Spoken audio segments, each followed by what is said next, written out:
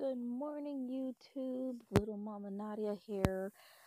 So, I'm gonna start off this. Video with a quick story time, or at least I'll try and keep it quick. Really quick update. An update that I didn't think I was gonna have before going into labor and having this child. I reached 38 weeks as of Tuesday, which was the 9th. Yay! Which means I'm 2 weeks away from my due date. Don't think I'm going to make it that far. But I will tell you what's been going on this week that is keeping me from having a labor story instead of a 38-week update. Excuse me. Sorry. So, I'm going to jump forward a little bit here. I had a doctor's appointment yesterday. I take that back. I'm not going to jump forward.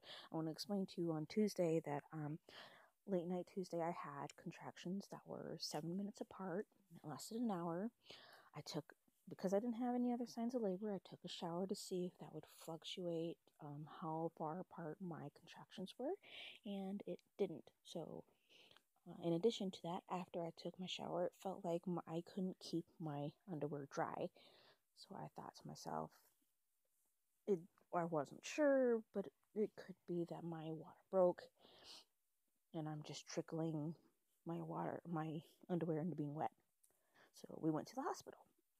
We got to the hospital, they tested everything, they said, no, your water didn't break, however, your contractions are now only a couple minutes apart, they do seem pretty strong, and you are 2 centimeters dilated. This does look like you are starting labor. So they said, but because you're only 2 centimeters, we have to call the doctor on call to see what they want to do. I said, okay, cool. Unfortunately, while waiting for the doctor on call, excuse me. Unfortunately, while waiting for the doctor on call, we were waiting probably about 2 hours. And during that time frame, I went from having contractions every couple minutes to none. They just stopped.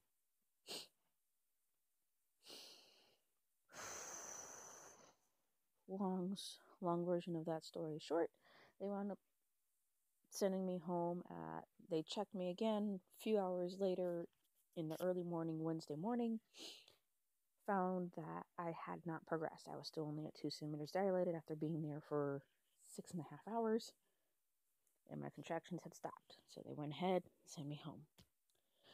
I continued the rest of my day on Wednesday with my contractions stabilizing back at 1 hour. By the way, contractions are not supposed to behave this way. Either they are progressing you and they are getting closer together and stronger, or they're not. So for mine to go from being a couple minutes apart to all of a sudden back to an hour apart, not normal behavior.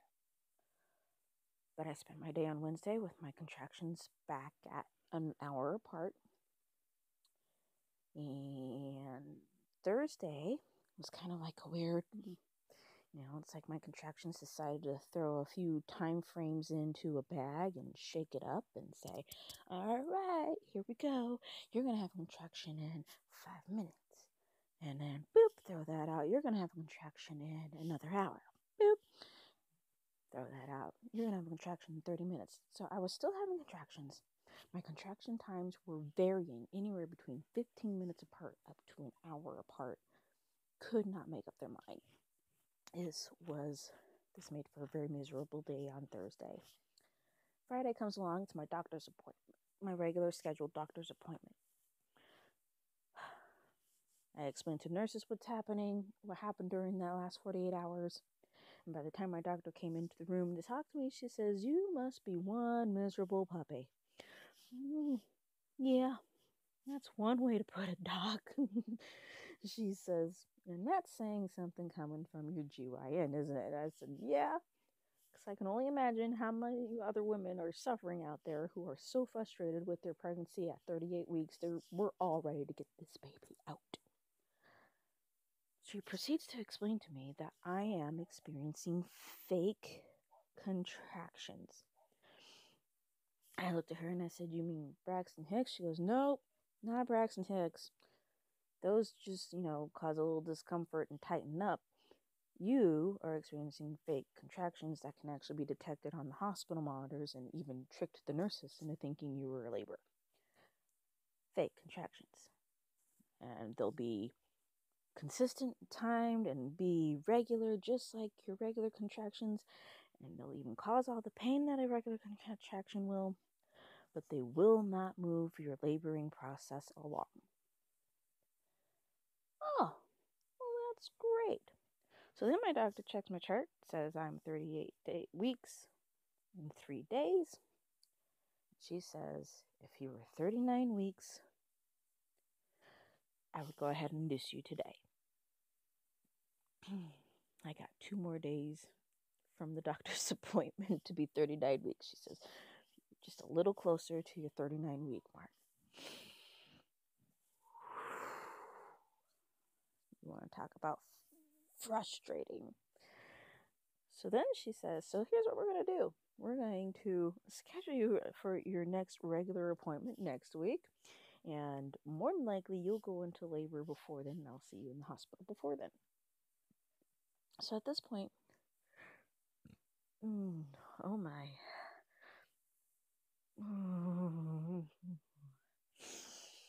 Excuse me. I'm still having the fake contractions, and the only reason I can tell that is because now they're kind of making themselves known in the fact that they are varying in time and how long it takes for them to reoccur. But I'm still having to keep track of them, because if they decide to stay consistent at 7 minutes or below, then I have to go to the hospital. So right now I'm just kind of, it's Saturday, I'm thinking 2 more days, I can go in and I can get my doctor to induce me instead of sending me back home. Because this is beyond frustrating. This is beyond painful. I can't even predict when I can go to the kitchen and get something and not double over in pain from a contraction. I wasn't sure if I was even going to share this, but I feel like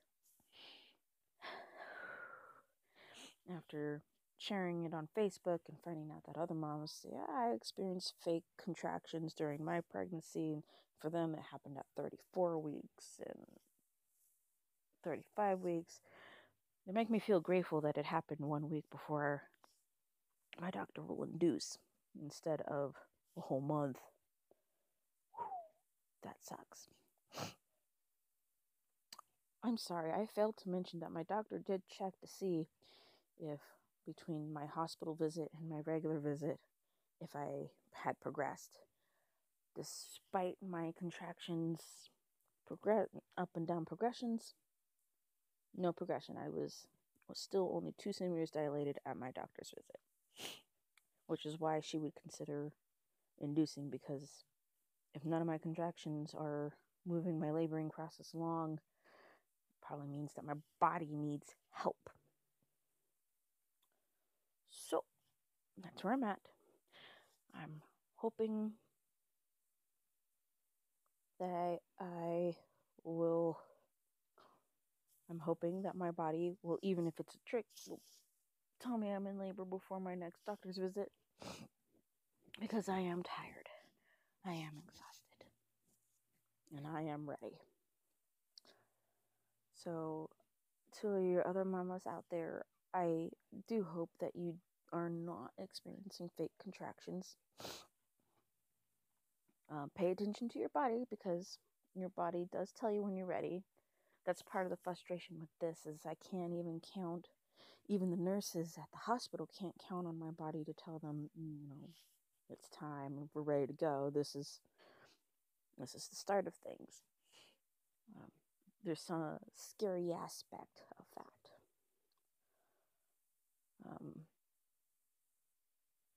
I guess I should consider myself fortunate to be so close to being full term when this decided to happen to me, versus happening at 34 weeks or 30 weeks. Because many of us will start to feel those contractions semi-early, maybe not necessarily regularly 1 hour apart, they may be 2 hours apart, but some of us will start to feel those signs a little early. I know I did with my prior 2 pregnancies. I was feeling contractions for up to 4 weeks before they were born.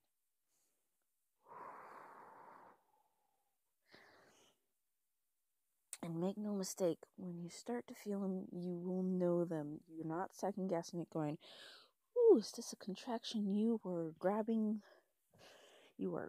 something. You are grabbing your hair. You are going, ooh, that's a contraction. There's no mistaking it. Unless you have like a super duper high pain threshold, or had like a super duper high pain threshold that's probably built from irregular menstrual cycles, which during my first kid, I had that problem. I compared my contractions to menstrual cycles, and the nurses all kind of went, they're like, no, this should feel worse than that. No, it doesn't. It didn't. At least not at that time. Not during my first 2 kids. This one feels worse, but nonetheless, when you start to feel that tension in your back, and it's pulling apart and wrapping around to the front of your belly, and sometimes even kind of pulsating back and forth, those are contractions. If you got a high pain threshold, it may not have you doubling over in pain. I had nurses straight up tell me I'm not in enough pain to be in labor during my first 2 kids. So, some nurses, you would think nurses would know better because they have seen a lot. Like, there are a few women out there who can experience a contraction and be like, and just keep walking. No big deal. They're not doubling over in pain. They just take a deep breath, cope with it, and move on. Some of you might be a little more like me. During this pregnancy, it stops me dead in my tracks, stops me dead in my thoughts. And, oh, man. And